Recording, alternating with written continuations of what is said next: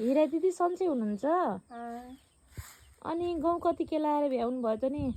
खै पाँचिक भनेको के अरे खै साँझै हुने भयो अब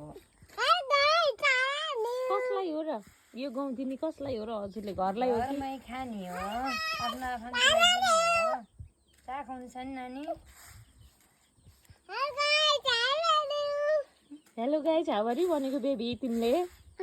हिरा दिदीलाई सोध त मलाई गाउँको पिठो दिनु है भन ल जाऊ अगाडि गएर भन हस् त नि आमा मलाई गाउँको पिठो दिनु है भन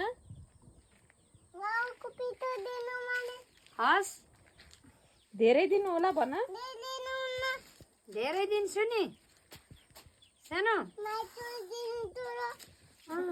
ठुलो दिने सानो नदिने गाउँको पिठो पनि ठुलो र सानो हुन्छ बेबी तिमीलाई थाहा छ एचेरिका